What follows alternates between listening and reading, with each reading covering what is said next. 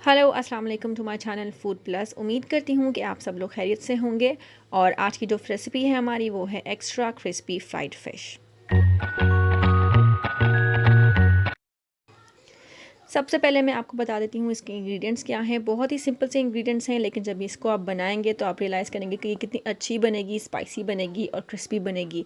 कोई plane flower नहीं डलेगा, कोई बेसन नहीं डलेगा, बस हम सिंपल कॉर्नफ्लावर से बनाएंगे इसे।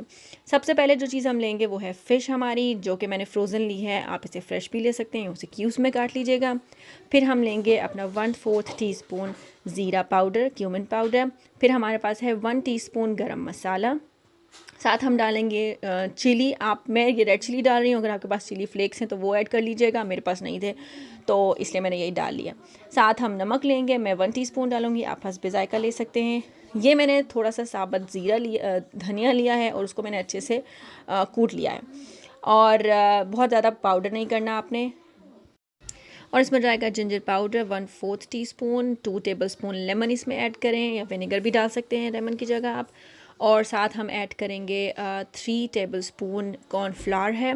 अगर फिर ज़्यादा ले रहे हैं तो आप उसके हिसाब से ज़्यादा कर लीजिएगा। इसको पानी लेंगे हम इसको बैटर बनाने के लिए, और हमारे पास ऑयल है फ्राई करने के लिए।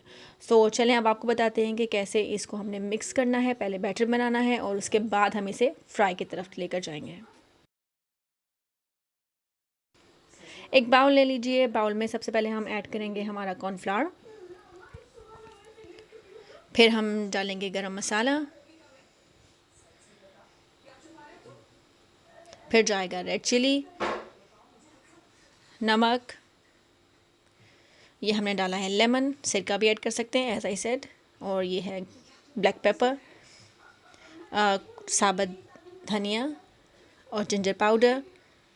थोड़ा सा पानी डालिएगा, थोड़ा सा डालकर देखिएगा, उसको बैटर बना कर देखें। बहुत ही ज़्यादा इसको हमने वाटरी नहीं करना और ना ही हमने इसको बहुत ज़्यादा सख्त करना है। जब आप थोड़ा सा डालेंगे कॉर्नफ्लावर में पानी तो वो थोड़ा सा हार्ड हो जाएगा। तो मेक श्योर कि बहुत हार्ड भी नहीं होना चाहिए, बहुत पतला भी नहीं होना चाहिए, इतना ही हो बस दरमियाना सा कि उस पर हम आराम से फ़िश के ऊपर वो बैटर की तरह ऊपर लग सके। ये देखें कुछ इस तरह से होगा, बहुत ज़्यादा वाटरी भी नहीं है और बहुत गाढ़ा भी नहीं है। एक एक करके मैं सारे फ़िश पीसेस डाल रही हूँ। आप इसे डिप करके रख लीजिए इसके अंदर। और अगर आप चाहते हैं कि आप अभी फ़ौरन से इसको फ्राई ना करें तो आप इसे मैरिनेट करके भी रख सकते हैं एक लंबे टाइम तक। जैसे आपने सुबह कर दिया और शाम को आपने बनाया, रात को आपने बनाया, वो भी पॉसिबल है, कोई मसला नहीं है। लेकिन उसका फिर कुकिंग टाइम और कम, जितना ज़्यादा आप मैरिनेट करेंगे उतना ज़्यादा उसको कुकिंग टाइम भी कम हो जाएगा। वैसे भी नॉर्मली हम फ़िश को 5 to 10 मिनट्स ही कुक करते हैं। इस तरह करके इस स्टेप पर आप इसे छोड़ भी सकते हैं, लेकिन अगर आप स्ट्रेट अवे करना चाहते हैं तो भी इसका टेस्ट इंशाल्लाह सेम ही आएगा। एक पैन ले लीजिए, उसमें हम ऑयल ऐड करेंगे फ्राई करने के लिए। बहुत ज़्यादा नहीं डालना, इतना डालना है कि हाफ फिश आपकी उसके अंदर आ जाए। ये देखिए इस तरह से सारे पीसेस डाल रही हूँ मैं।